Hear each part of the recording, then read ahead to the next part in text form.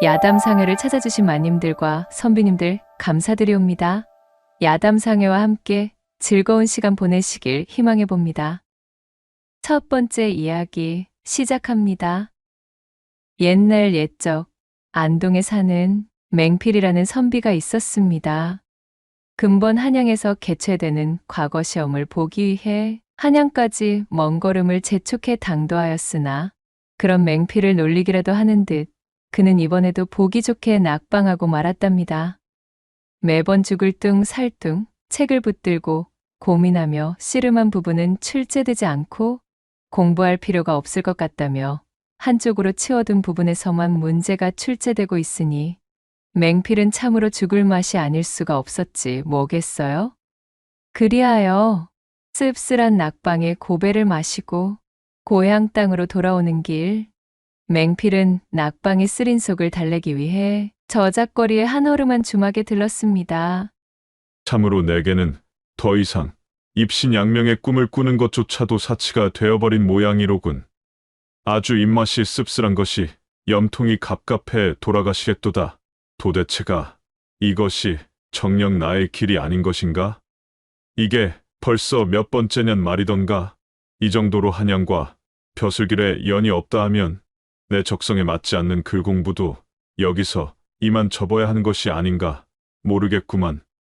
맹필의 한탄이 깊을 만도 한 것이 그는 벌써 3번이나 과거에 낙방한 터였습니다.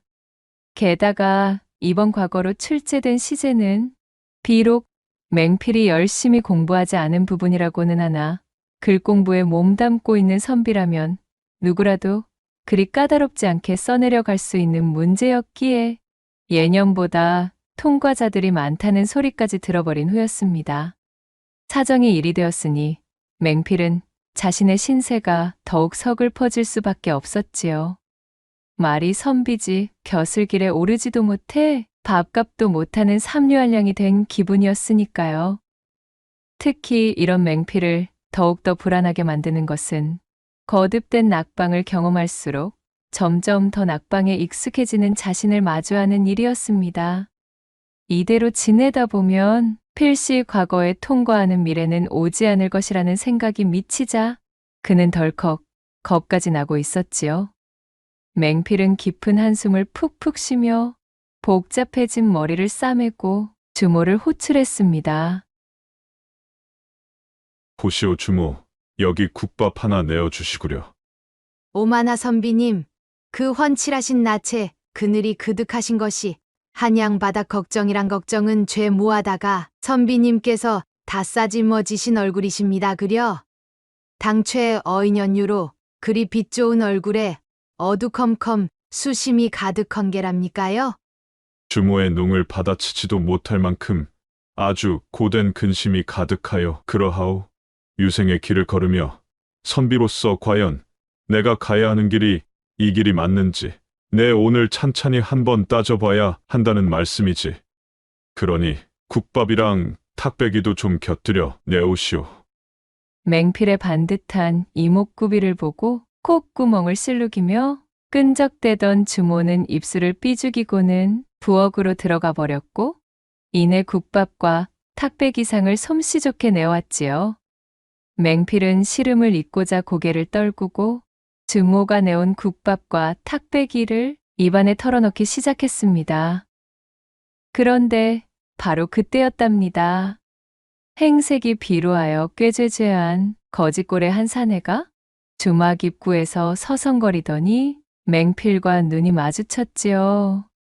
맹필이 아무리 뜯어보아도 분명 정상은 아닌 것으로 보이던 사내는 특히 그 어디를 향하고 있는지 도통 알 수 없는 눈동자가 백미였습니다. 그것을 마주하자마자 간담이 서늘해진 맹필은 얼른 사내를 흘끔거리던 시선을 거두고 국밥을 먹는 것에 열중했답니다.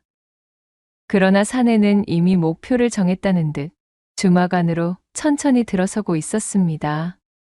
으잉, 헛주, 아니 이게 누구야? 어디서 익숙한 고약하기 짝이 없는 악취가 풍긴다 허였더만. 아니 저 미친 점쟁이 놈이 또 와서 기웃거리네. 야 이 인간아, 썩 나가렸다. 또 뭔 되도 않는 소리를 씨부리면서 손님들 내쫓을 참인 거요? 그를 발견한 주모가 대번에 이맛살을 찌푸렸습니다. 보아하니 이런 일이 한두 번이 아닌 모양이었지요. 손으로 거짓골의 사내를 쫓아내는 신용을 하던 주모는 못마땅하다는 듯 투덜거렸어요. 아닌 것이 아니라 이 주모에게 점쟁이라 불린 사내는 정신이 온전치 않은 듯 보였습니다. 넋이라도 나간 듯한 몸짓과 표정으로 비척거리며 주모의 으름장은 아랑곳하지도 않고 주막 안으로 들어서며 희죽희죽 웃기 시작했으니까요. 기묘한 웃음소리를 흘리며 시종일관 키득거리던 사내가 주막 안에서 국밥을 먹고 있던 손님들의 상으로 다가서자 갑자기 나타난 이 괴팍한 점쟁이 사내 때문에 손님들이 아연실색을 하며 그를 향해 소리쳤지요. 어이쿠 냄새야. 아니 이놈아. 국밥 맛다 떨어지겠으리 저리 가지 못해? 코를 감싸쥐고 그의 행색과 그에게서 풍기는 악취를 타박하며 사내를 쫓아내기 일쑤였습니다. 누구 하나 그를 반기는 사람이 없었고 심지어 인상이 험악한 장돌뱅이들 몇몇은 사내를 밀치고 쓰러뜨리며 발길질을 하기까지 했습니다. 그럼에도 점쟁이는 익숙하다는 듯 전혀 기죽지 않는 것이었어요. 그는 대수롭지 않다는 듯 일어나 낡은 도포자락에 묻은 먼지를 툭툭 털어내더니 주막 여기저기를 들쑤시며 걸어다녔어요.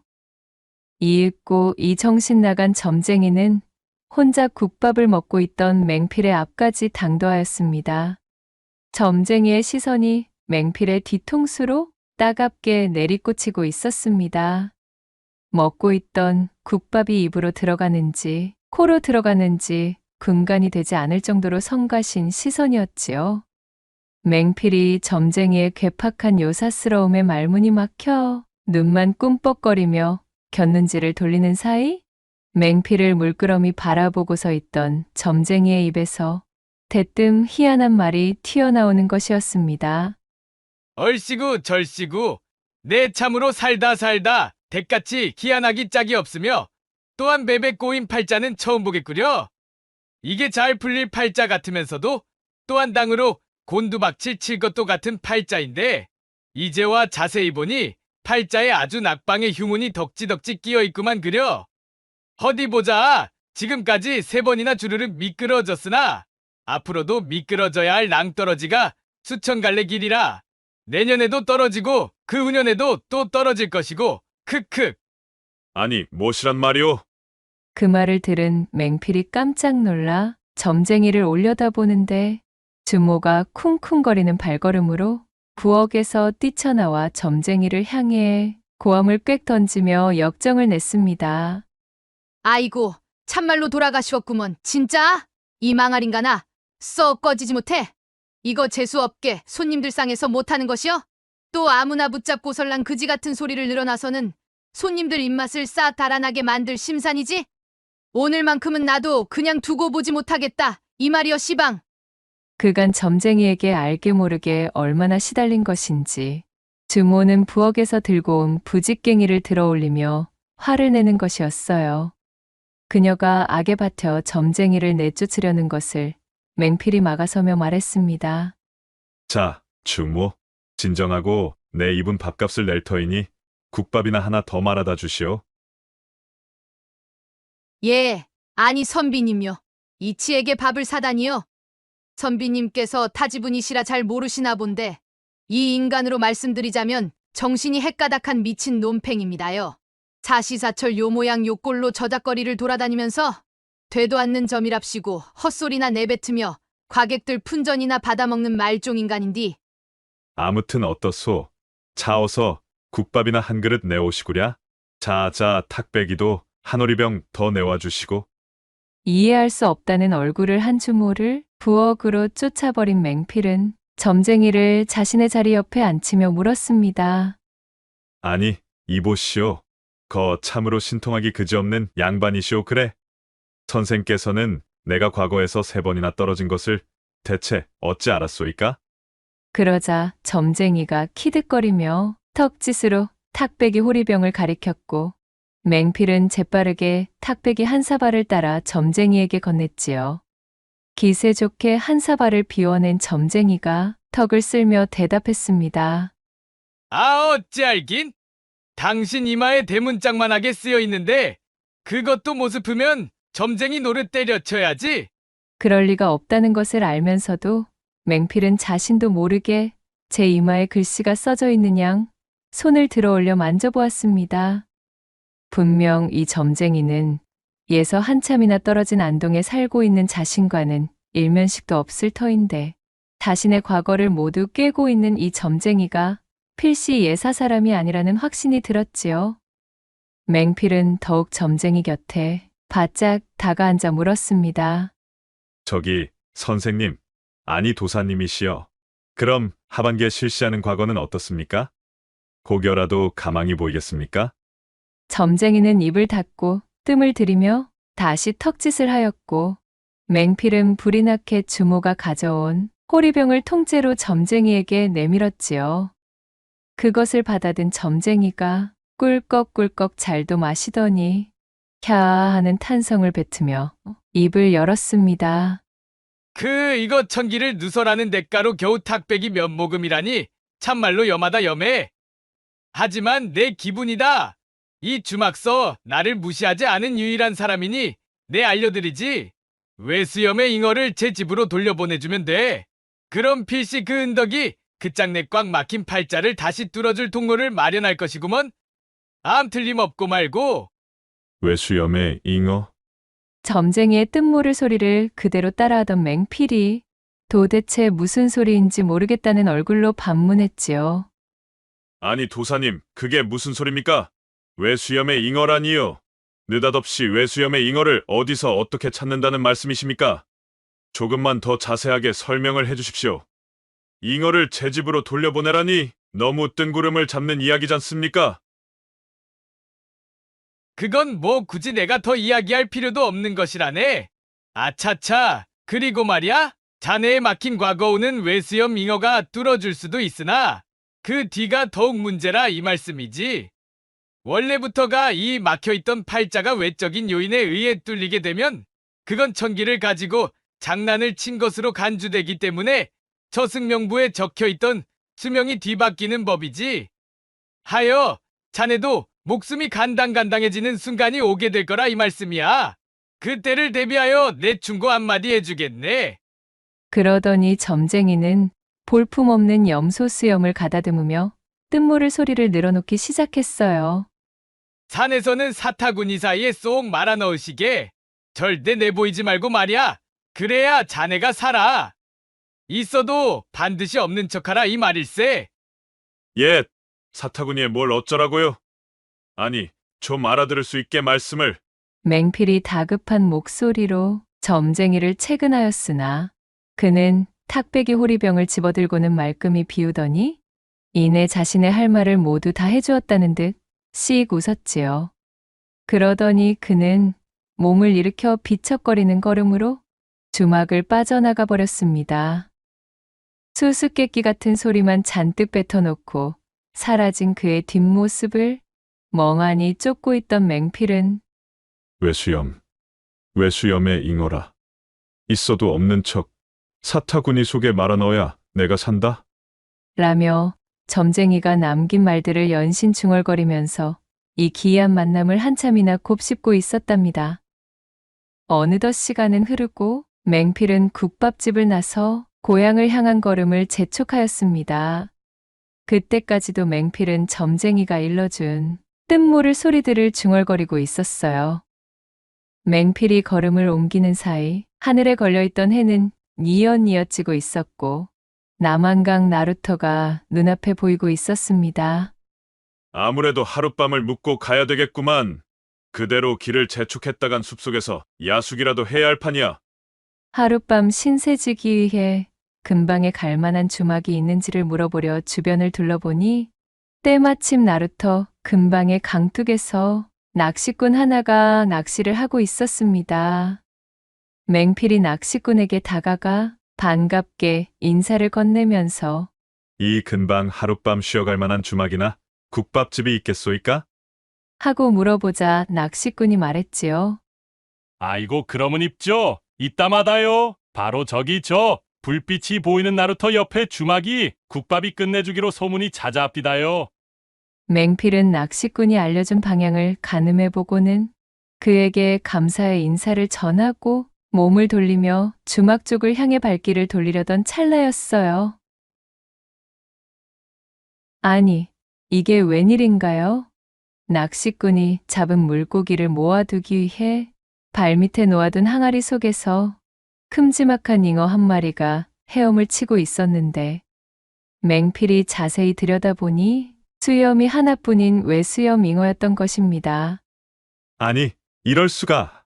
이것은 점쟁이가 말하던 바로 그 외수염 잉어자는가? 참으로 신통한 일이로다. 맹필은 온몸에 소름이 돋는 것을 느끼며 무릎을 탁 쳤습니다. 점쟁이의 말을 떠올린 맹필은 생각할 겨를도 없이 낚시꾼을 밀치고는 한쪽 수염이 떨어져 나간 채 벌름거리며 숨을 내쉬는 커다란 잉어를 꺼내 다짜고짜 얼싸안고 후다닥 내달려 강 근처에 내던져 잉어를 놓아주었지요. 잉어는 얼굴을 돌려 맹필을 한번 바라보는가 싶더니 유유히 헤엄쳐 이내 깊은 강물 속으로 사라져버렸습니다. 어렵사리 잡은 잉어를 빼앗긴 것도 모자라 눈앞에서 졸지에 느닷없이 방생까지 해버린 낯선 선비 맹필의 행동에 낚시꾼은 잔뜩 화를 내고는 대체 이것이 무슨 짓이냐며 꾸짖었어요. 맹필은 낚시꾼에게 피치 못할 사정이 있어 그러하다 이르고는 섭섭치 않도록 두둑이 잉어값을 치르며 낚시꾼을 다독였지요. 강 한복판으로 맹필을 집어던질 기세로 화를 내던 낚시꾼은 맹필이 건넨 거금을 받아들고는 만족한 듯 머쓱하게 돌아갔습니다. 맹필은 어둑어둑해진 강을 바라보며 잉어가 제 집으로 무사히 돌아가기를 기원하고는 주막을 향해 몸을 돌렸습니다. 그렇게 고향 땅으로 돌아온 맹필은 절치부심하여 하반기 과거 시험을 위해 다시 한번 피내는 글 공부에 매진하였습니다. 이번이 마지막이라는 각오로 학구열을 불태웠지요. 그리하여 또다시 한양행에 오른 맹필은 마침내 그토록 바라던 과거에 합격하게 되었습니다. 비록 장원급제나 대통은 아니었으나 불통하여 연전 낙방만 하던 맹필에게는 더할 나위 없이 기쁜 일이었지요. 그 점쟁이의 용한 기운 덕분에 내 드디어 뜻을 펼치게 되었구나.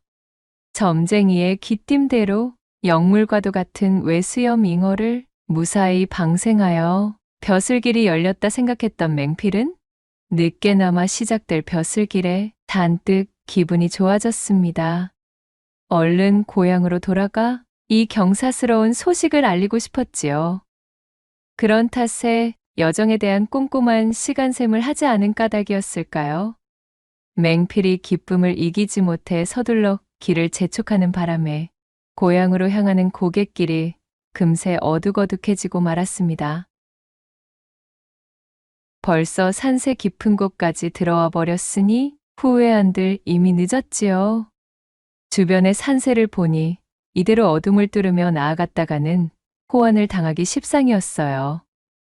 몹시 두려워진 맹필은 옷깃을 추스리며 부지런히 발걸음을 놀렸습니다. 고갯길 근방을 더 오르면 주막이라도 나오겠거니 싶었으니까요. 이거 과거에 통과했다고 너무 들떠서는 평소답지 않은 실수를 하고 말았구만. 날이 더 어두워지면 한 치 앞도 구분하기 힘들 터인데. 맹필이 잔뜩 곤혹스러운 얼굴이 되었습니다. 해가 지며 점점 시계가 좁아지고 있었고 어둠은 마치 산 전체를 잡아먹듯 순식간에 주변이 칠흑으로 변해버렸습니다. 이대로 방향 감각도 제대로 깨우지 않은 채 어두워진 산길을 헤매는 것은 마치 기름지게를 지고 불구덩이 속을 뛰어드는 것과 매한가지였기 때문입니다. 조급해진 맹필이 식은땀을 흘리며 숲길을 헤매고 있을 때 깊숙한 수풀들 사이로 민가에서 나오는 것 같은 불빛이 어스름이 보이는 것이었지요. 맹필이 몹시도 반가운 나머지 허둥지둥 불빛을 따라 달라붙으니 이윽고 허름해 보이는 초가 하나가 맹필의 눈앞에 나타났습니다. 계십니까? 지나가는 과객이 온데 이 산속에서 길을 잃어 잠시 지붕 좀 빌릴까 청하겠습니다. 맹필이 사립짝에 서서 집안을 향해 인기척을 내자 창백한 얼굴빛을 한 여인이 모습을 드러냈습니다. 얼굴에 핏기라고는 보이지 않는 가냘프고도 서늘한 첫인상의 여인이었지요. 그녀의 신비한 요기에 맹필은 침을 꿀꺽 삼켰으나 이윽고 가까이 다가선 여인의 얼굴을 살펴보니 뱀을 닮은 듯한 요사스러움 너머로 사람을 홀리는 듯한 색향을 뿜어대고 있었기에 맹필은 그만 넋을 잃고 여인을 쳐다보고 있었습니다. 그때 어딘가 몹시 괴이한 평범한 사람의 것이 아닌 억양으로 여인이 말했지요. 어머나, 이 외딴 산길에서 길을 잃으셨다고요. 그거 참으로 잘 되어도, 아니, 곤욕을 치르셨겠습니다. 이곳은 지나가는 인적이 드문 데다가 또한 인가라고는 저희 집뿐인 곳입니다.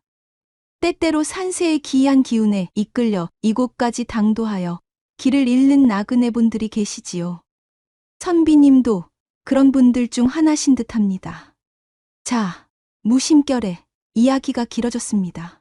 어서 안으로 드시지요.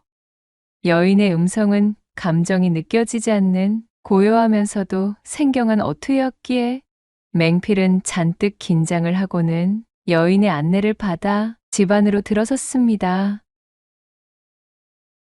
이윽고 여인은 방 하나를 내어주고는 말했습니다. 사정이 있어 저 홀로 지내는 거처이오니 부담은 느끼지 않으셔도 됩니다. 그럼 푹 쉬시지요. 고개를 숙이며 맹필에게 인사한 여인은 이내 사라져버렸고 맹필은 알 수 없이 이끌리는 춘심에 심장이 두근거리고 있었습니다. 누가 봐도 그는 이 여인의 요기에 홀딱 빠져버린 듯 보였어요. 평소답지 않게 호흡이 가빠지고 어딘지 모르게 조급해지는 것이 뭔가 대단히 잘못되고 있는 기분이었습니다. 사정이 있어 홀로 지내고 있으니 부담을 느끼지 말아달라? 하면 이것은 반대로 이야기하면 홀로 지내고 있기에 누구 하나 간섭할 리가 없으니 내 뜻대로 행하여도 눈을 감아주겠다는 소리가 아니던가? 그것이 아니라면 어찌 저 여인이 구구절절 자신이 혼자 지내는 중이며 또한 인적이 드물다는 말까지도 친절히 설명했다는 말인가? 이는 필시 저 여인도 내게 원하는 바가 있기 때문이 아니겠는가 말이야. 맹필은 여인의 말 한마디 한마디에 의미를 부여하며 걷잡을 수 없이 뛰는 심장을 부여잡고 흥분을 감추지 못했어요. 빼어난 색향을 풀풀 풍기고 있는 저 기묘한 분위기의 여인이 마치 자신을 향해 거부할 수 없는 유혹의 신호를 보내고 있는 것만 같았습니다. 평소의 맹필이라면 결단코 그럴 리가 없었겠으나 지금의 맹필은 어딘가 단단히 홀리기라도 한 듯 이성적인 생각을 전혀 할 수가 없는 상태였지요. 결국 맹필은 자리를 박차고 일어나 여인이 기거하는 방으로 무작정 찾아 들어갔습니다. 어머, 무슨 일로 제 방까지 찾아오셨습니까? 혹여 어디 불편하신 것이라도 있으신지요? 아, 그러니까 그것이 다름이 아니라 기세 좋게 들이닥쳤으나 생각해보니 만난 지 얼마 되지도 않은 사이에 첫눈에 춘심을 느꼈다는 말을 꺼내기도 민망했고 그렇다고 더 좋은 핑계도 떠오르지 않았던 맹필이 어리바리되는 사이 여인은 맹필의 두 눈을 뚫어지게 바라보고 있었습니다. 참으로 기이하고도 묘한 매력을 가진 눈이었어요. 여인은 한술 더 떠 의미를 알 수 없는 오묘한 미소까지 흘리기 시작했습니다. 그 모습을 보고 맹필은 저 여인도 자신에게 분명 마음이 있음을 확신했어요. 뜨거운 시간을 보낼 수도 있겠다는 생각에 이게 웬 떡이냐며 쾌재를 부르려던 맹필이 그녀 쪽으로 한 걸음 더 다가서려는 찰나였지요. 헌데 그녀의 방 뒤편 병풍에서 뭔가 알 수 없는 소리가 들려오는 것이었습니다. 그것은 어딘가 상당히 몸 상태가 좋지 않은 듯한 사내가 낮게 신음을 흘리는 소리와도 닮아 있었습니다. 그리고 그것은 자연스레 들을 수 있는 소리와는 거리가 멀었고 마치 누군가에게 도움을 요청하는 듯 애타는 목소리였지요. 잔뜩 홀려있던 맹필의 뒷덜미에 소름이 확 끼쳤습니다. 분명 맹필의 귀에 똑똑히 들리고 있는 소리였음에도 여인은 마치 그것은 맹필이 환청을 듣는 것이라는 듯 이곳에는 아무런 소리도 들리지 않는다는 듯 아무런 걱정도 할 것 없다는 투로 보내고 있는 여인의 자기적인 시선 때문이었지요. 여인은 평온을 가장한 이질적인 표정으로 시치미를 떼며 맹필이 다가오기만을 기다리는 모양새였습니다. 거미가 먹잇감을 노리며 거미줄 한가운데 앉아 그 기다랗고 매혹적인 다리를 쫙 펼쳐 고관을 드러내놓고 있듯이 말입니다. 순간 퍼뜩 정신이 든 맹필은 제 이마에 흐르는 식은땀을 훔치며 여인에게 말했어요. 아닙니다. 그저 낭패를 볼 뻔했던 저를 도와주셔서 참으로 감사하다는 말을 거듭 전하려 들렀던 것이오니 이만 편히 쉬십시오. 저는 건너가 보겠습니다. 그리고는 허겁지겁 여인이 자신에게 내어준 방으로 돌아온 맹필은 제 두 뺨을 사정없이 때리며 정신을 차리려 애쓰기 시작했지요. 이윽고 얼추 제정신으로 돌아온 그가 제 얼굴을 단단히 붙들고는 중얼거렸습니다. 내 비록 신중치 못하여 별수 없이 예까지 흘러들어 하마터면 저 여인과 경을 칠 뻔까지 하였으나 여인의 미색과 요기로 보건대 이곳은 필시 산자가 머물 만한 공간은 아닌 것 같구나. 방금만 하더라도 평상시에 나였다면 초면에 여인이 홀로 기거하는 방으로 불쑥 들어간다는 것은 상상조차 할 수 없는 일이지 않은가. 분명 나를 홀리게 만들려는 심사님이 분명하렸다. 게다가 아까 전 병풍 뒤쪽에서 희미하게 새어나왔던 그 소리는 분명 도통에 찌들어 있는 사내의 목소리였어. 아무래도 이거 정신을 단단히 차려야 할지도 모르겠도다. 정신을 차리고 생각해보니 상식적으로 이 깊은 산중에 쓰러져가는 초가에서 저리도 젊은 여자가 홀로 지내고 있다는 것부터 의심이 아니 될 수 없는 상황이었습니다. 게다가 아무런 의심과 경계도 없이 외간 사내를 집안으로 들이는 것도 묘하게 수상했던 지점이었어요. 몽롱하던 정신이 완벽하게 되돌아온 맹필은 조심스럽게 짐보따리만 방 안에 풀어둔 채 살그머니 빠져나왔습니다. 그리고는 집안 여기저기를 살펴보기 시작했지요. 만약 여인의 말이 사실이라면 도움을 준 여인에게는 크게 신뢰되는 행동이겠으나 아무리 보아도 수상쩍은 형국투성이다 보니 만일의 사태를 대비하는 것이 좋을 것 같구나. 일찍이 맹필은 매번 낙방하느라 멀고도 험하기로 유명했던 한양행 여정에 자주 올랐던 탓에 저작거리에서 장돌뱅이들이 나누는 시시콜콜하고 잡다한 이야기를 귀담아 들을 기회가 많았습니다. 그 중에서도 해가 떨어진 산길을 다닐 때는 반드시 요사스럽고 믿기 힘든 일이 벌어지는 것을 경계하라던 장돌뱅이들의 충고를 떠올린 맹필은 정신을 단단히 차려야 함을 알고 있었지요. 그렇게 맹필이 집안 곳곳을 살펴보던 때 헛간으로 보이는 낡은 구조물에서 수상한 소리가 새어나오는 것을 알아차렸습니다. 맹필이 조심스럽게 다가가 벌어진 틈으로 귀를 가져다 대자 헛간 속에서 웬 사내의 힘에 붙인 숨소리가 들리는 것이었어요. 가만히 생각해 보니 그것은 아까 전 여인의 방 뒤편에 놓여 있던 병풍 쪽에서 흘러나오던 바로 그 탁성이 아니겠어요? 맹필이 조금 더 집중하여 귀를 쫑긋 세우니 이윽고 집주인 여인의 목소리가 들려왔습니다. 네 이놈, 얌전히 있으라 하였더니 그새를 참지 못하고 보채느냐? 하마터면 내 놈이 쓸데없이 소리를 내는 바람에 새로 들어온 먹잇감이 내 최면술에서 벗어나 눈치를 챌 뻔했지 무엇이더냐? 뭐 아무튼 너에게도 황천길 동무가 생기게 되었으니 오늘은 아주 운이 좋은 날이로구나. 이렇게 싱싱하고 맛이 좋아 보이는 육질의 사내가 둘씩이나 굴러들어오다니 말이야. 내 너희 양기를 남김없이 빨아들여 천년을 기다려온 내 승천의 시간을 앞당겨주마. 날카로운 목소리로 섬뜩한 말을 뱉어내는 여인의 태도에 맹필은 온몸에 소름이 돋아버렸습니다. 인간이 아닐 것이라 어렴풋이 짐작은 하고 있었지만 막상 실제로 닥치니 두 다리가 사시나무 떨리듯 요동치고 있었지요. 맹필이 헛간에 벌어진 틈으로 눈을 가져다 대자 몽롱한 눈빛으로 입을 벌린 채 정신을 차리지 못하는 한 사내의 모습과 그 사내의 하초에 달라붙어 있는 여인의 모습이 보였습니다. 사내는 여인에게 단단히 홀린 듯한 초점 잃은 동공으로 얼이 빠진 사람 마냥 널브러져 있었어요.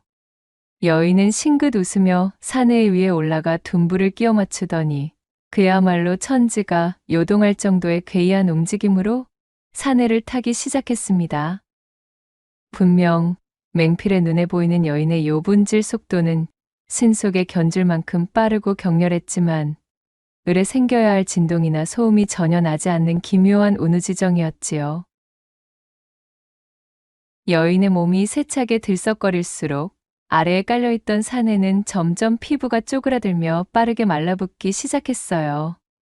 몸 안의 수분이란 수분은 죄 빨려나가는 듯 했지요. 그렇게 한참 동안이나 여인은 제 입맛대로 사내를 요리조리 가지고 놀고는 이미 숨이 멎은 것으로 보이는 사내를 내려다보며 혀로 입술을 핥고는 씩 웃었습니다. 그럭저럭이로구나. 잔뜩 기대한 것 치고는 그닥 맛이 각별하지는 않군. 내가 승천할 수 있는 영양분이 되었음을 감사하도록 하거라. 인간의 사내여. 반주검 상태의 사내를 내려다보며 말을 마친 여인은 마치 사마귀가 먹이를 붙잡고 체액을 빨아먹듯 사내의 하초에 주둥이를 가져다 대고는 단단히 달라붙어 요란한 입소리를 내며 흡입하고 있었고 공기가 빨려 들어가는 소리와 함께 여인에게 붙잡혀 있던 사내는 점점 더 말라비틀어져서는 이내 번데기처럼 괴이하게 변하고 말았지요. 여인이 중얼거린 대로 사내의 양기를 남김없이 취하여 그것을 먹이로 삼는 듯 보였습니다. 눈으로 보고도 믿을 수 없는 광경을 목격한 맹필이 뒷걸음질을 치다 엉덩방아를 찌으며 비명을 내질렀습니다. 그러자 헛간 안에서 와장창하는 소리가 들리더니 이내 머리카락이 새하얗게 변한 채 제 본색을 드러낸 여인이 밖으로 뛰쳐나왔지요. 네 이놈! 받겠다! 여인은 말로 형언할 수 없는 무서운 모습으로 맹필을 내려다보았고 맹필은 그 자리에서 오줌이라도 지릴 듯 온몸이 굳어 움직일 수가 없었습니다. 맹필이 제발 살려달라 두 손을 싹싹 모아 빌자 어림도 없도다. 네 이놈! 내 놈도 내가 관장하고 있는 이 숲속으로 들어온 이상 고간에 묵직한 것을 달고 있는 사내 놈이라면 당연지사 내 먹잇감이 되는 것이 수순이니라. 그러니 얌전히 내 먹이가 되거라. 맹필이 기어들어가는 목소리로 목숨을 구걸했으나 여인은 이제 숨길 이유도 없다는 듯 흉흉한 발걸음으로 맹필을 향해 달려들었지요. 맹필은 걸음아 날 살려라 하며 혼을 빼고 달아났고 어디가 어딘지 구분조차 되지 않는 숲속을 정신없이 내달려 바위 틈에 몸을 숨겼습니다. 여인은 번뜩이는 안광을 뽐내며 짐승 같은 숨소리로 맹필을 추격하였고 점점 거리가 좁혀지자 맹필은 심장이 땅으로 꺼지는 듯 했습니다. 이제는 꼼짝없이 저 요괴에게 붙잡혀 죽을 운명이로구나 싶었던 바로 그때 맹필의 머릿속에 일전 점쟁이가 귀띔해 주었던 일련의 말들이 주마등처럼 번뜩 스쳐 지나갔지요. 아까 전 저 요괴가 고간에 묵직한 것을 달고 있는 사내라면 모두가 자신의 먹이가 된다고 하질 않았던가? 하면 분명 점쟁이가 내게 말해준 그 수수께끼 같은 말도 어쩌면 이 일을 미리 예견한 것이 아니었던가? 그때 그는 내게 반드시 있어도 없는 척 사타구니 사이에 감추어야 살아난다고 하였겠다. 맹필은 그 즉시 바지춤의 허리를 감싸고 있던 천을 풀어 자신의 약물을 동염해 허벅지 사이로 통과시키고는 사타구니 뒤로 넘겨 감추었습니다. 제 스스로도 이 짓을 하고 있는 자신이 어처구니가 없었지만 당장 점쟁이의 말대로 할 수 있는 방법은 이것밖에 없다 여겼던 게지요. 뭐라도 하지 않으면 눈앞에 저 기세등등한 요괴의 한 끼 식사가 될 참이었는데 못할 것도 없었습니다. 이윽고 맹필을 찾아낸 여인이 천지를 찢을 기세로 달려들다가 맹필의 목덜미에 코를 묶고는 킁킁 냄새를 맡기 시작했습니다. 어라? 어라라? 이게 어찌된 일이지? 내 놈, 아까와는 냄새가 변한 것 같은데? 무언가 이상하다는 것을 눈치챈 듯 여인은 점점 맹필의 하초를 향해 코를 가져다 대며 냄새를 맡기 시작했고 이내 맹필의 하의를 벗겨내 사타구니 뒤로 넘겨 감춰놓은 맹필의 하초를 보고는 있어야 할 것이 없음에 어이가 없다는 투로 버럭 소리를 지르며 외쳤지요. 아니, 이게 무슨 경우야? 너, 이 약삭빠르기 짝이 없는 놈아. 있어야 할 것이 없질 않느냐? 그게 없으면 나는 너를 먹을 수가 없다 이 말이다. 불벼락을 뿜는 듯 여인이 노여워하며 고함을 치자 맹필은 벌벌 떨며 모기 소리처럼 꺼져 들어가는 소리로 순간적인 기지를 발휘해 변명을 지어내기에 이르렀지요. 물론 나는 사내임에는 틀림이 없지만 안타깝게도 가진 것이 없는 비루한 선비일 뿐이오. 당신이 얼마나 사내들의 행태에 대해 꿰고 계신지는 모르겠사오나 보통 나처럼 형편없는 사내들이 술 한 잔 걸치고 싶을 때 유일하게 저당 잡을 수 있는 것이 딱 하나 있다오. 그것이 바로 이 쓸 일도 없이 거추장스럽게 달려있는 약물을 저당 잡히는 것이오. 나 역시 내 약물을 맡기고 저작거리 주점에서 외상으로 술을 마셨소이다. 그러나 내 가진 돈이 없어. 아직도 외상값을 치르지 못하여 약물을 돌려받지 못했을 뿐이라오. 그 말을 들은 여인은 하늘을 향해 고개를 들어올리고는 짐승처럼 포효하더니 말했습니다. 참으로 황당하기 그지없구나. 내 그간 천년에 가까운 시일 동안 사내의 양기를 빨아 승천할 날만을 기다려왔거늘 사내라는 놈이 물건 하나 간수하지 못해 저당을 잡히다니. 너처럼 한심하고도 한심한 사내놈은 일찍이 처음 만나보는구나.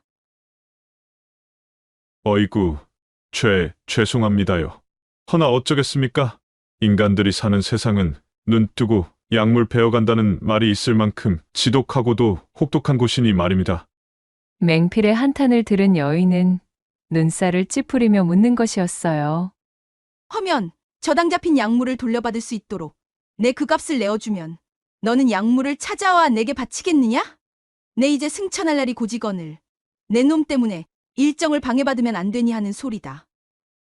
물론입니다. 여부가 있겠습니까요? 여인은 한심하다는 표정으로 맹필을 바라본 후 혀를 차고는 허공을 향해 손짓을 하였고 맹필의 눈앞에 은괴 하나가 툭 떨어졌습니다. 어안이 벙벙해진 맹필이 은괴를 물끄러미 내려다보자 여인이 그르렁대며 말했습니다.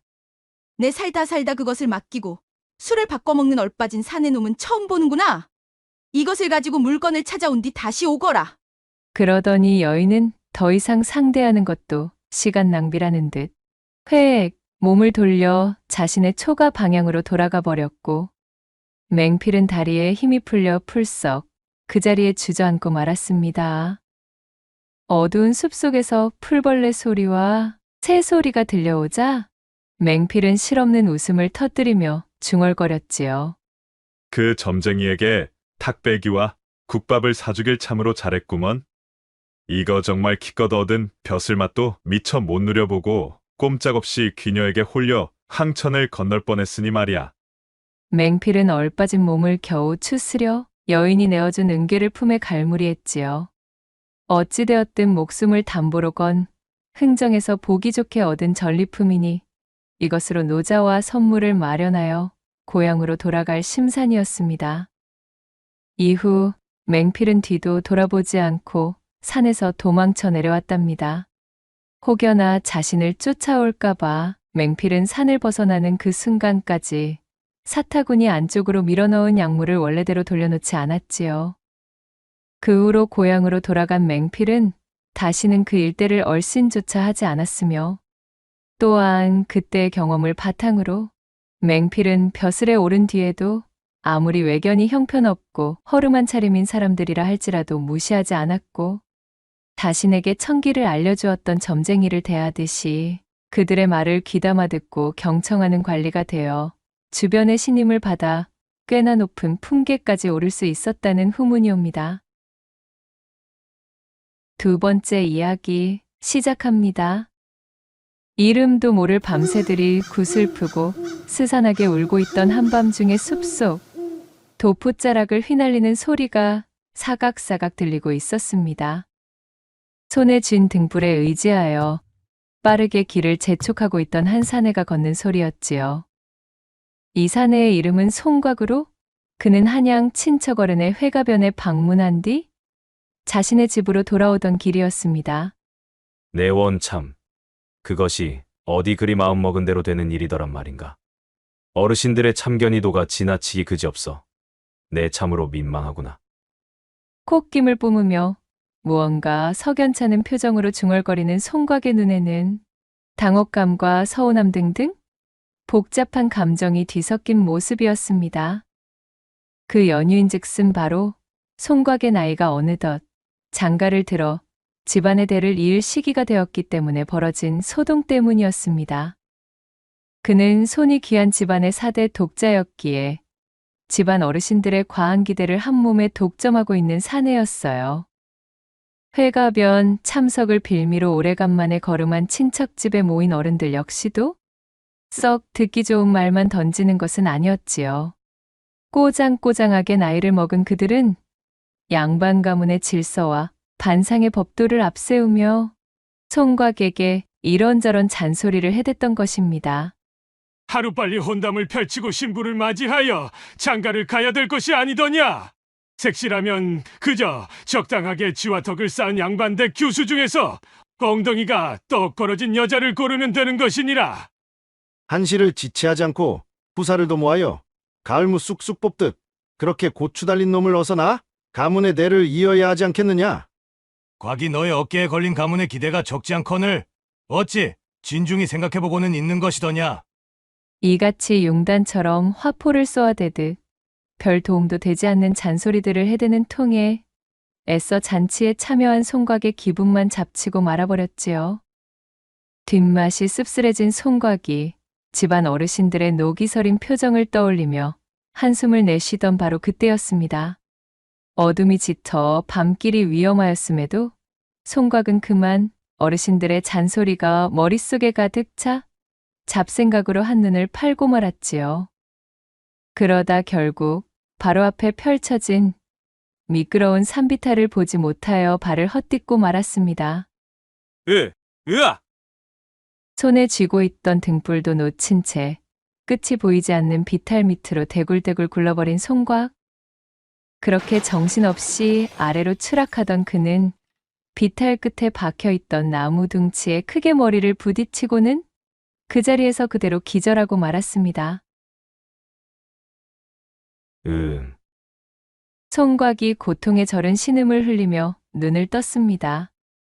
힘겹게 눈꺼풀을 밀어올린 송곽의 흐릿한 시야에 들어오는 것은 먼지가 켜켜이 쌓여 허름한 오두막의 나무 천장이었어요. 이것이 대체 어찌 된 것인가? 그는 머리 한쪽에 밀려드는 통증을 느끼며 주변을 두리번거렸습니다. 분명 어두운 산길을 걷다 실족하여 비탈을 향해 추락한 것까지는 기억하고 있었지만 그 뒤로는 의식을 잃어 아무것도 떠오르지 않았습니다. 부딪히는 순간의 충격이 매우 컸던 모양인지 그의 시력은 완벽하게 회복되지 않은 상태였지요. 모든 것이 흔들흔들 마치 물속에서 눈을 뜬 모양새로 사물이 흐릿하게 겹쳐 보이고 있었습니다. 전반적인 분위기로 유추해보자니 자신이 누워있는 곳은 이미 버려진 지 한참이나 되어 보이는 낡은 오두막 같아 보였답니다. 송곽은 기억을 더듬어 보려 하였으나 도무지 자신이 어찌 이런 곳에 누워있는지 기억이 나질 않았지요. 손을 들어 자신의 머리를 만져보니 마치 붕대처럼 머리를 감싸고 있는 천이 느껴졌습니다. 옥신거리는 통증이 느껴지는 곳에는 누군가 치료를 한 흔적이 있었어요. 짓이겨 발라놓은 약초의 씁쓸한 냄새가 나고 있었기 때문이었습니다. 현재의 상황으로 보았을 때 필시 누군가가 쓰러진 송곽을 이곳으로 옮긴 후 응급처치를 한 듯한 낌새였습니다. 비탈을 구르며 부딪힌 충격 때문에 정신이 명확하게 돌아오지 않은 송곽이 아픈 머리를 부여지며 사태를 막 파악해보기 시작한 참이었어요. 그때 오두막 바깥에서 풀숲을 헤치는 듯한 인기척이 느껴졌고 이내 오두막의 문이 열리는 소리와 함께 사람의 그림자가 보였습니다. 뉘시오.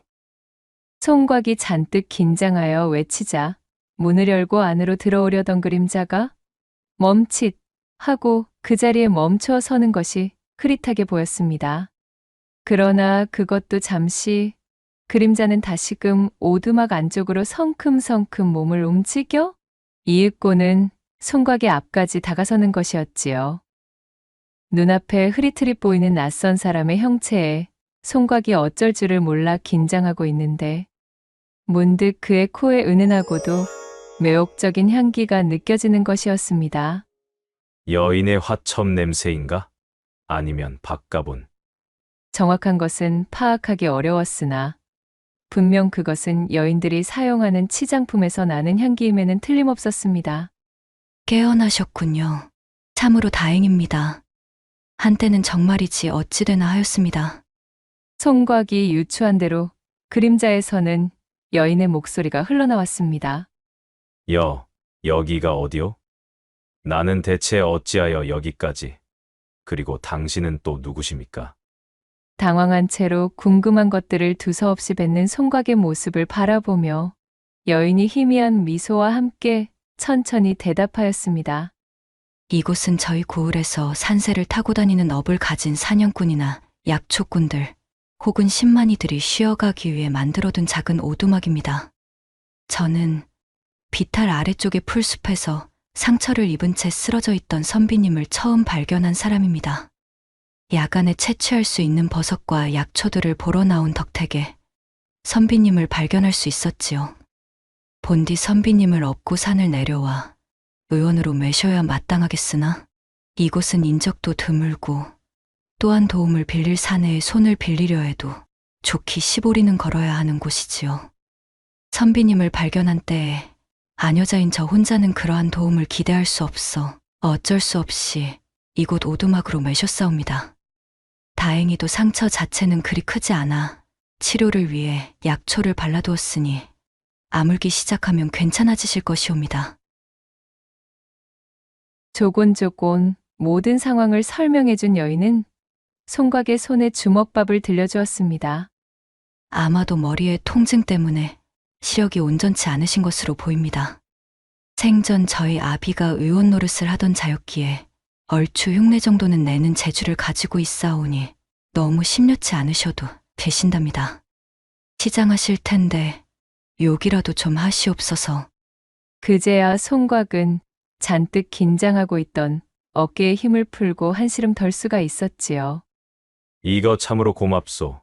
그대가 아니었다면 나는 꼼짝없이 밤이슬을 맞고 객사하였거나 아니면 호환을 당해 산군의 먹잇감이 되고 말았을게요. 다시 한번 감사를 드리겠소이다.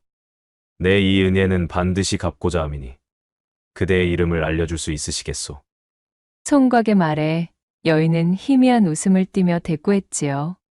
은혜라 할 것도 없사옵니다. 그저 당연히 해야 할 일을 한 것뿐 소녀의 이름 같은 것은 중한 것이 아니지요. 그리고 저 역시도 이곳을 떠나려던 참에 선비님을 발견한 것이므로 굳이 이곳에 다시 오실 필요도 없으십니다. 선비님께서 잠들어 계실 동안 의원에다가는 제가 미리 언지를 해둔 참이오니 얼마 뒤면 의원과 도움을 줄 자들이 이곳에 당도할 것입니다. 선비님께서 무사히 깨어나신 것을 보았으니 저는 이제 그만 돌아가 저희 길을 재촉하도록 하겠습니다. 아니, 이보시오. 그렇다고 이리 통성명도 없이 가버리는 법이 어디에 있소? 거듭된 송곽의 읍소에도 여인은 태도를 굽히지 않았어요. 어딘가 다급해 보이는 여인은 그렇게 인사를 남기고는 몸을 일으켜 세웠습니다. 그녀는 송곽의 만류에도 불구하고 오두막을 벗어났고 송곽은 흐릿한 시야 너머로 보이는 여인의 형체에 손을 뻗으며 그녀를 불러 세우다 갑작스럽게 밀려드는 열감과 통증에 그만 다시 눈을 감고 쓰러져 버렸습니다. 이후 그녀가 말한 대로 헐레벌떡 오두막으로 도착한 의원과 사람들의 소란스러운 소리가 들려왔어요. 그들의 도움을 받아 송곽은 무사히 산을 내려올 수 있었고 인가가 들어찬 고을까지 당도할 수 있었습니다. 그곳의 의원에서 나머지 치료를 받고 완쾌한 이후 집까지 돌아갈 여정길에 오를 수 있을 정도의 체력을 회복하게 되었지요.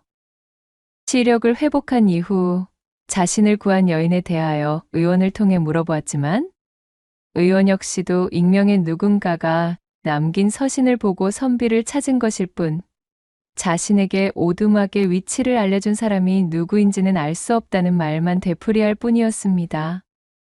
아무리 보아도 겸양을 위해 제 신분을 노출하지 않으려는 심정이었거나 혹은 자신의 정체 그 자체를 알리지 않고 싶어하는 사람으로 보였습니다. 참으로 특이하고도 기이한 인연이로다. 이토록 커다란 은혜를 얻었음에도 그저 가슴 속에만 묻어둬야 하다니. 그 여인이 남겨놓은 이 향취만이 기억에 깊숙이 자리 잡아 떠나가지를 않는구나. 결국 송곽은 아무런 소득 없이 오두막에서 여인이 흘린 향기에 대한 강렬한 기억만을 남긴 채 자신의 고향으로 돌아올 수밖에 없었습니다. 여인에 대한 단서라고는 그저 자신의 머리에 생겨있던 상처를 치료할 때 붕대로 사용한 손수건 뿐이었습니다. 여인의 것으로 보이는 손수건에는 곱게 나비 모양의 자수가 새겨져 있었지요. 그렇게 송곽에게 잊을 수 없는 사건이 일어났던 이후 속절없이 시간이 흘러갔지요. 늘 품에 그날의 손수건을 지니고 다니며 여인에 대한 것을 가슴에 품고 있던 송곽은 더욱 장성한 사내가 되었습니다. 명실상부 훌륭하게 성장한 송곽은 그야말로 근사한 신랑감으로 나무랄 데가 없는 사내가 되어 있었습니다. 이목구비 반듯하고 허우대도 훤칠했으며 또한 머리가 아주 영특하여 진작에 초시에 합격했지요. 내후년쯤엔 한양으로 걸음하여 과거를 볼 예정으로 앞길이 탄탄대로인 사내였습니다. 송곽의 집안은 증조부가 참판까지 한 뼈대 있는 가문이었지만 대대로 청렴하기 짝이 없어 그 살림살이가 넉넉하지 않은 것이 흠이라면 흠이었지요. 일찍이 과거에 몇 번인가 낙방의 맛을 보았던 송곽 아버지는 다른 곳에 한눈을 팔지 않고 그 길로 열심히 농산일에 뛰어들었습니다. 그렇게 농사를 짓고 땀 흘려 일군 먹거리로 생활을 해온 탓에 송곽네 온 식구들은 양반임에도 청빈한 생활에 익숙해져 있었어요. 비단 풍족하게 살지는 못하였으나 그들은 보릿고개에도 다른 집에 가서 아쉬운 소리를 하는 처지는 아니었습니다. 이렇듯 고을에서도 자자할 정도로 우수한 평판을 얻고 있다 보니 송곽이 근사한 사내가 되자 진작부터 그를 점찍어둔 수많은 집안에서 혼담이 거론되고 있었습니다. 송곽은 아직 혼인이나 여인에 대한 욕심은 없었으나 사대 독자인 마당에 자신의 뜻만 고집할 수는 없는 노릇이었던지라 그저 집안 어른들이 이끄는 대로 얌전히 응하고 있었답니다. 1등 신랑감이던 송곽과 혼담을 성사시켜 한몫 단단히 잡아보려던 매파가 문지방이 닳도록 송곽의 집을 들락날락거리고 있었지요. 매파가 송곽의 어미와 그 옆에 앉아있던 송곽에게 찰싹 달라붙어 이런 집안 저런 집안의 교수들을 소개하고 있으려는데 어찌된 영문인지 송곽은 매파가 소개해주는 조건 좋은 여러 집안의 여인들에게 일절 관심을 보이는 기미가 없었더랬지요. 뜨뜻미지근한 송곽의 표정을 본 매파가 이대로는 안 되겠다 여겼는지 목표를 바꿔 송곽의 어미 곁으로 바짝 붙으며 말했습니다. 이댁내 교수로 말씀을 드려보자면 그야말로 인물 훤하지. 또 칠흑 같은 흑단 머리에 아하 그 엉덩짝은 얼마나 푸짐한지? 아들을 열이라도 집안에 안길 상이지 않겠소? 게다가 뭐 집안이 빠지기를 하나? 흠잡을 곳이 있기를 하나? 참으로 이만한 혼처가 또 없다는 거 아니겠소? 자신이 소개하려는 30리 밖에 있는 이 색식감 집안도 제법 뼈대 있는 양반 가문에다가 대대로 은덕을 베풀었기로 고을의 인심을 잃지 않았다고 어찌나 자랑을 해대는지 총각의 어미 귀에 피딱지가 앉을 정도로 열성을 다하던 매파의 호들갑에도 총각의 마음은 좀처럼 움직이지를 않았습니다. 저기, 조금 더 생각을 해보아도 되겠습니까? 아무리 들어도 뭔가 선뜻 내키는 기분이 들지를 않습니다. 아니, 이보시게, 총각. 혼담이 어찌 그 기분만으로 좌지우지되는 가벼운 일이겠수. 그저 혼사라는 것은 집안과 집안끼리 이리 재고 저리 맞추다 보면 일사천리로 흐르기 마련 아니겠수? 그래, 과가. 매파의 말이 맞다. 언제까지 그렇게 혼인 이야기만 나오면 도망치듯이 피하려고만 드는 게냐. 때를 놓치기 전에 얼른 결정을 보아야 되지 않겠느냐. 총각의 말에 매파와 총각의 어미가 그를 만류했습니다. 집안과 어른들의 말을 거스를 수 없었던 총각의 입에서는 탄식만이 나오고 있었지요.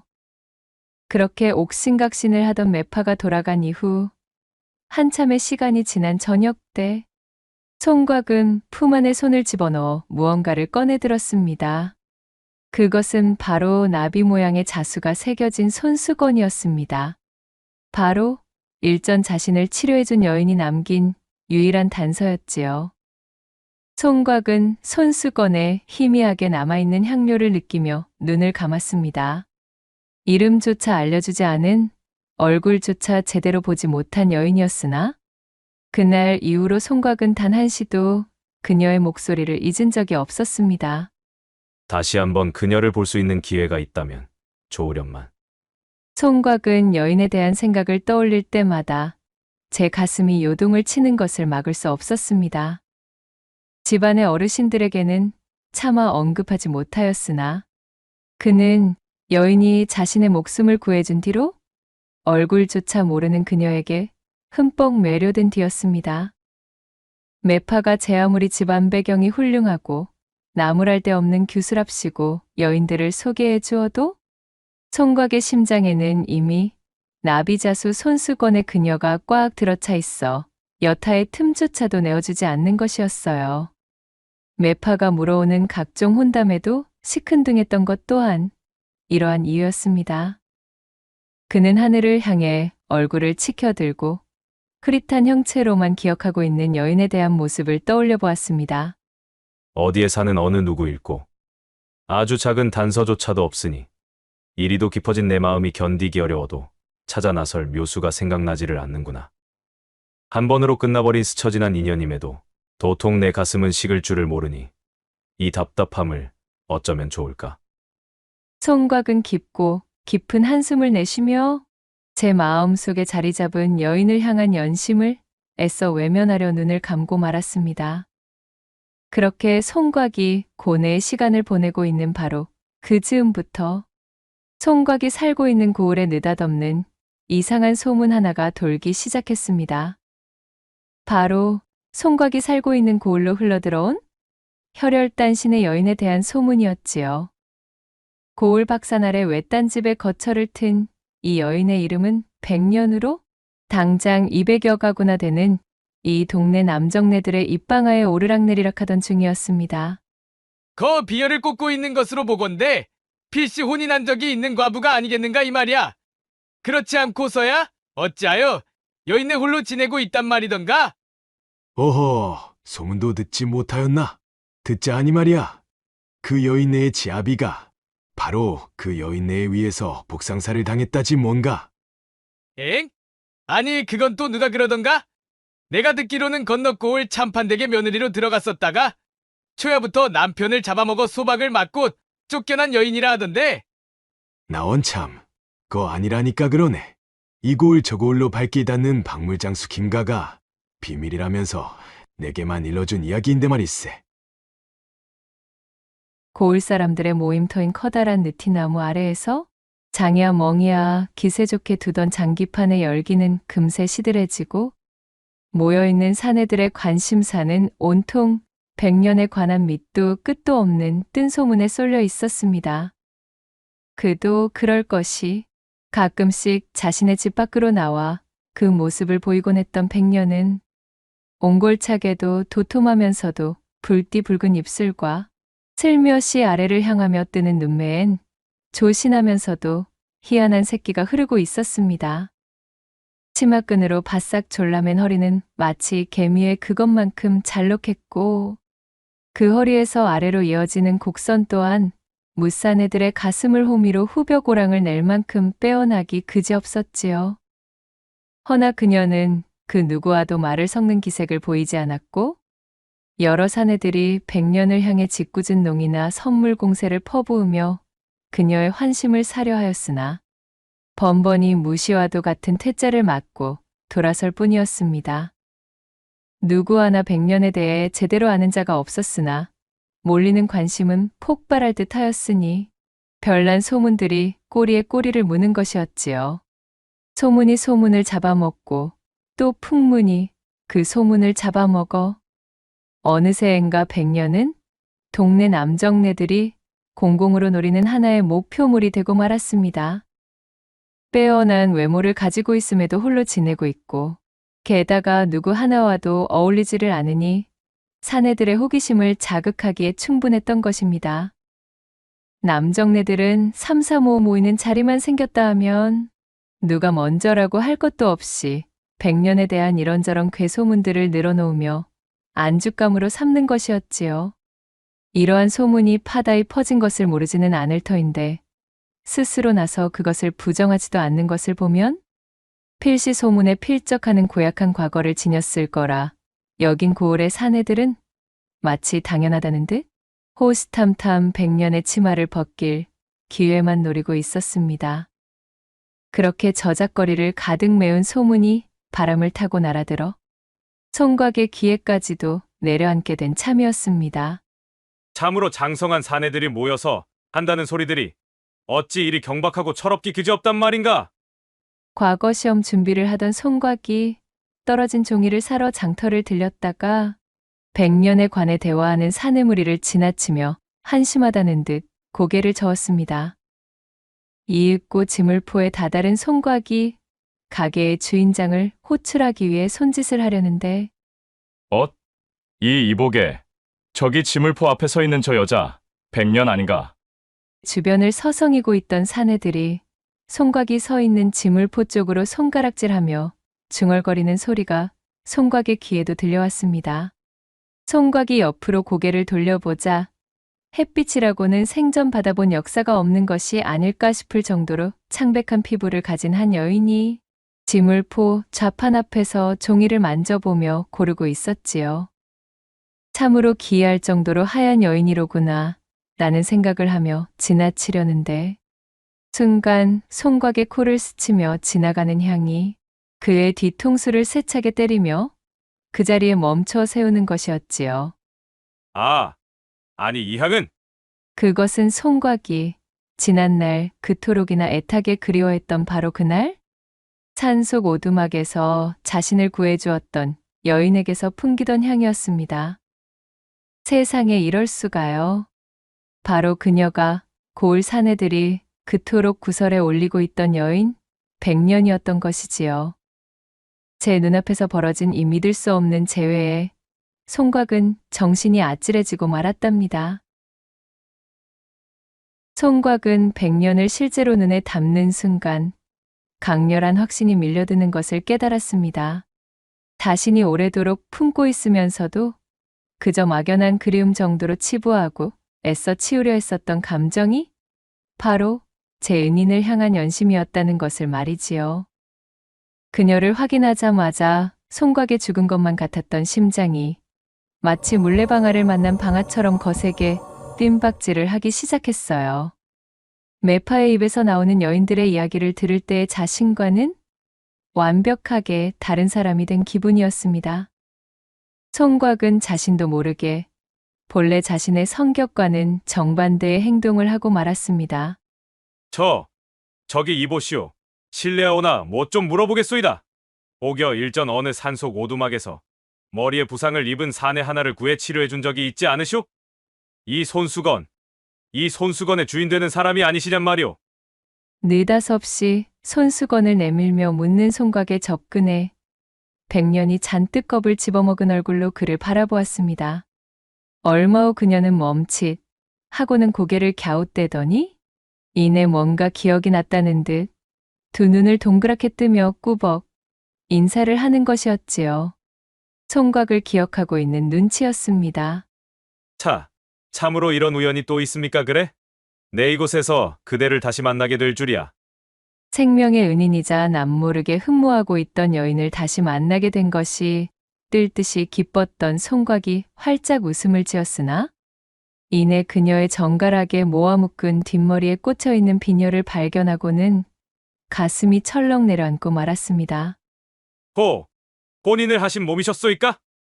송각이 잔뜩 허탈한 목소리로 물었지만 이상하게도 백년은 아까부터 희미한 미소만 지을 뿐 송각의 말에 단 한 번도 육성으로 대답하지 않고 있었습니다. 이를 의아하게 여긴 송각이 다시금 그녀에게 말을 건네려는 찰나 주변에서 백년과 송각을 바라보며 웅성거리는 사내들의 눈총이 거세지고 있었지요. 그때였습니다.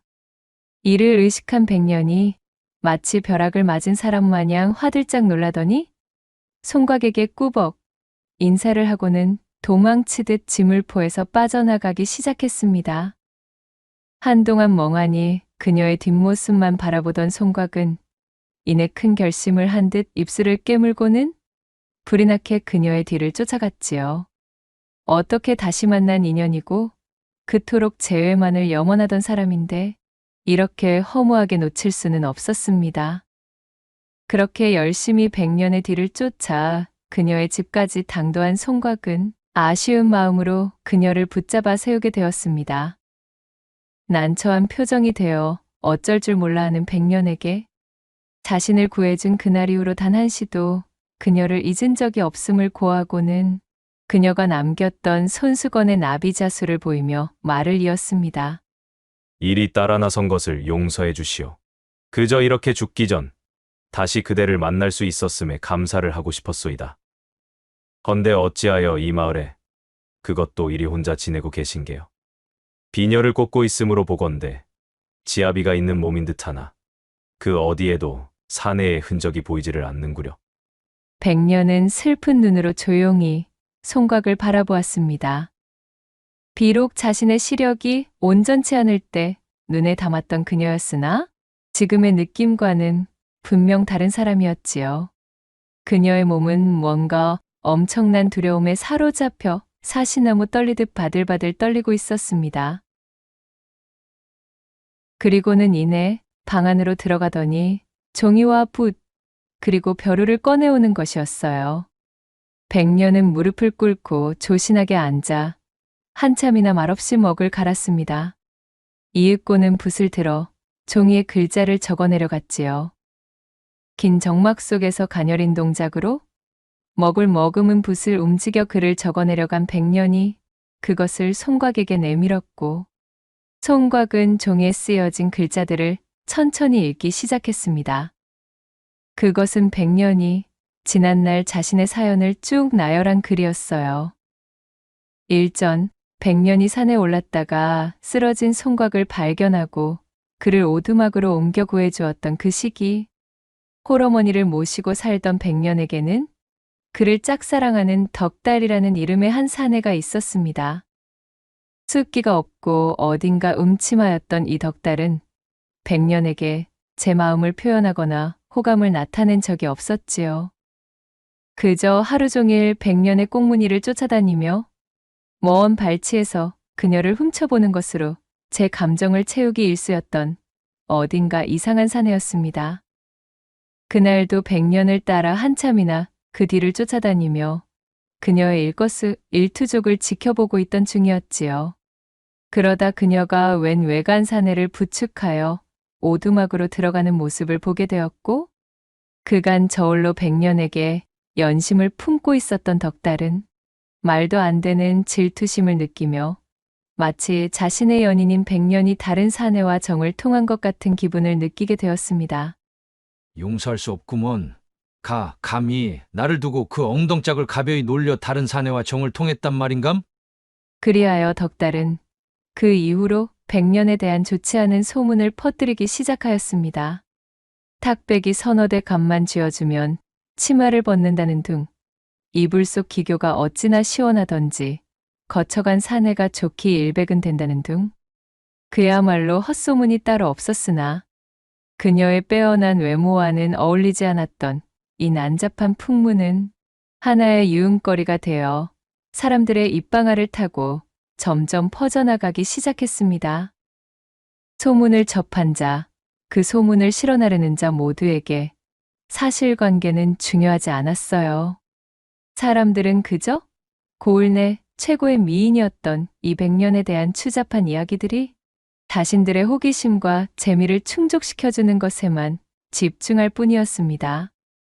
처음에는 백년을 모르는 사람들 위주로 퍼지던 소문은 이윽고는 백년과 가까웠던 지인들마저도 헛소문에 좌우되어 그녀를 의심하고 멀리하기 시작했지요. 덕달에게서 시작된 뜬 소문은 그 덩치를 더욱 키워나갔습니다. 고을 사내들은 마치 그간 쳐다도 보지 못하던 백년이라는 여인에 대해 경쟁이라도 하듯 사실은 자신과도 하룻밤을 보낸 가벼운 여자였다 라는 기조의 거짓말을 하며 으스대기 시작했습니다.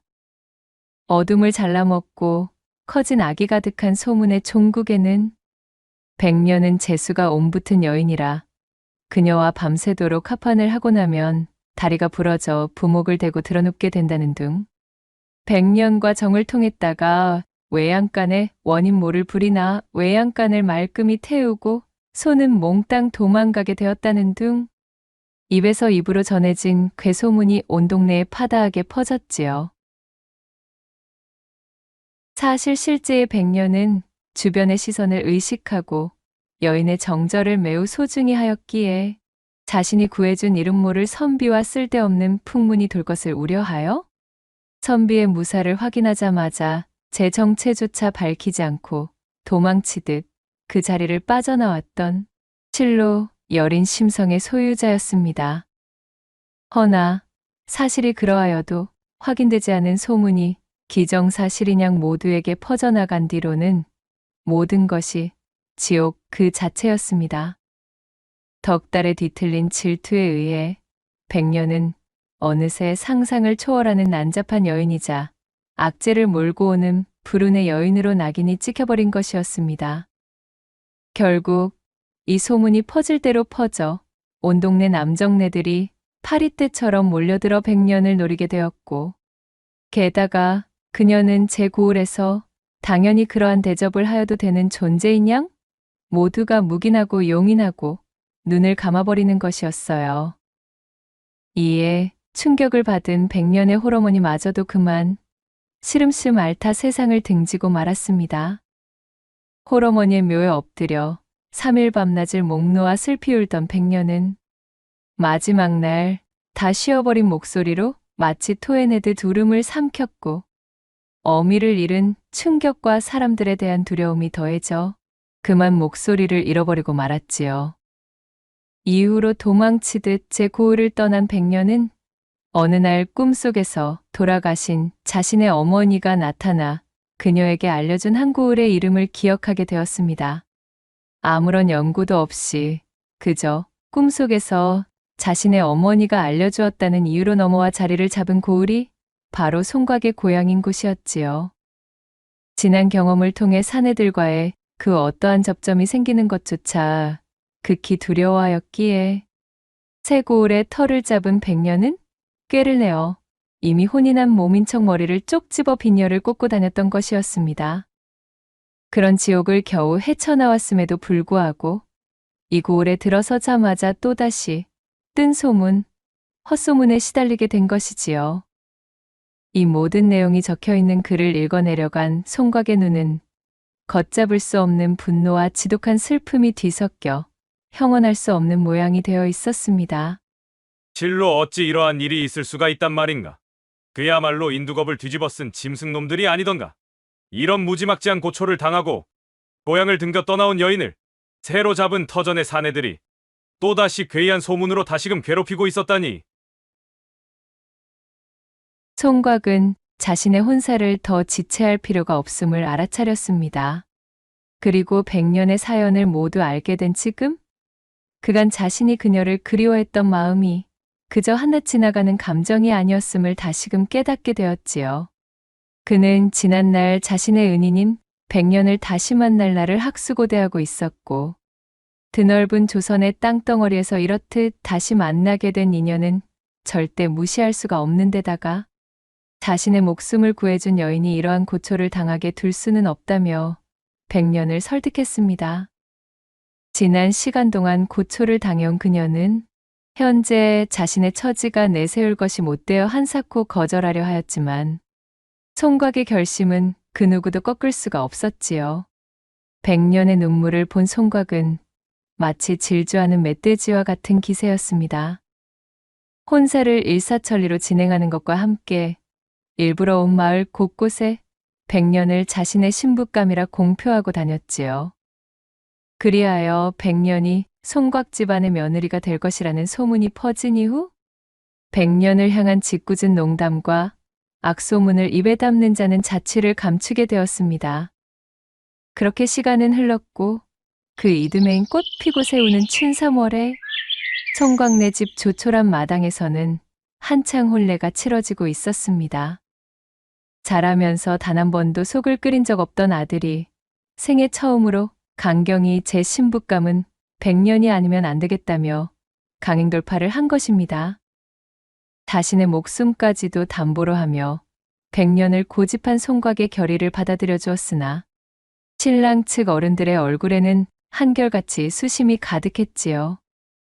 100년에 대한 소문이 진실이 아니었음에도 찜찜한 풍문으로 둘러싸인 말 못하는 여인을 며느리로 들이는 것이 못마땅했기 때문이었습니다.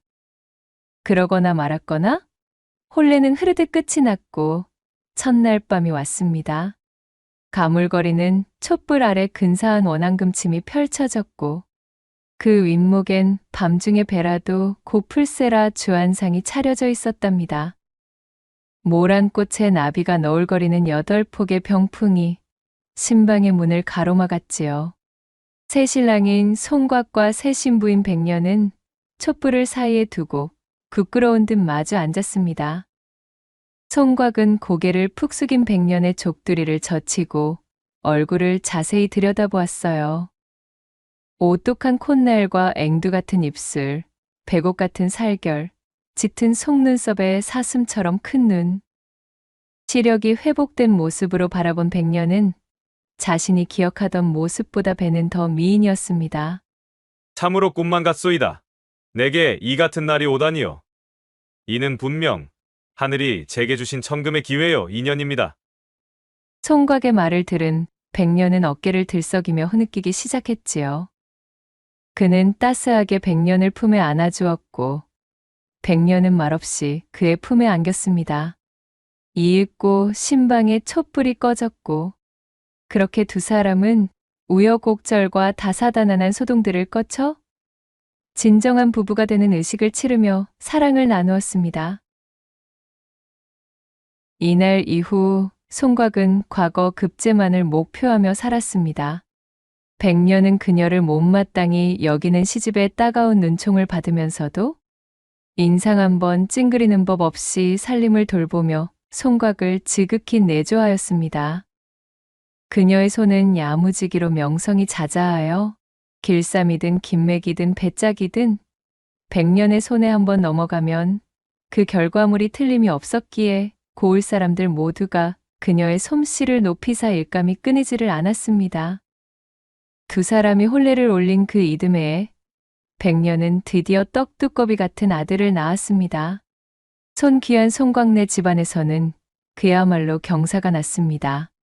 난잡한 풍문이 돌았던 벙어리 며느리라 업신여기던 집안 어른들도 이제는 그것이 모두가 뜬 소문이며 또한 이 정도로 참하고 다재다능한 며느리감은 세상 천지 없다며 100년을 아껴주기 시작했습니다. 첫 손자가 세도를 치렀을 때 며느리인 100년은 쪽풀을 베어와서는 쪽물 뽑는 법을 연구하기 시작했습니다. 비단에 쪽염색을 해서 아들의 옷을 만들어 입혔지요. 쪽빛이 너무나 곱고 예쁘다며 송광래 집안 친척들이 너도 나도 비단을 가져왔습니다.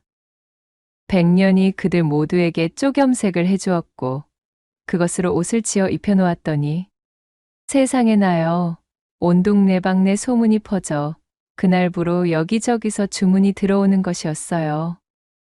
들어오는 주문이 감당이 안 될 지경에 쪽염색으로 벌어들이는 돈이 눈이 휘둥그레지는 액수였습니다.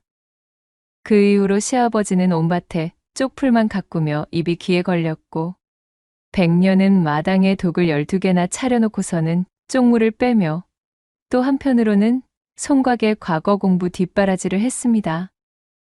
집안은 나날이 풍성해져 갔고 백년의 정성어린 내조의 하늘도 감동하였는지 그해 송곽은 드디어 과거에 급제하였지요. 송곽네 집안은 며느리인 백년이 복덩어리라며 끔찍이도 아껴주었습니다. 과거 급제 후 홍패를 받은 송곽은 관직에 진출한 이후 승승장구하여 백년의 삶을 망쳐놓은 주범인 덕달과 그 고을의 사내들에 대한 추포령을 내리게 되었고 그렇게 붙잡힌 덕달을 국법으로 심판함으로써 그간 자신의 아내인 백년을 괴롭혔던 악연의 사슬을 드디어 끊게 해주었어요. 또한 송곽의 집안대대로 시름이 없이 풍족한 인생을 영위하며 집안의 이름을 드높였다 전해지고 있사옵니다. 낭독해드린 이야기가 우리 마님들과 선비님들 마음에 드셨다면 구독과 좋아요, 댓글로 야담상회를 응원해 주셔요. 늘 잊지 않고 야담상회를 찾아주시는 여러분들 시청해 주셔서 참으로 감사하옵니다.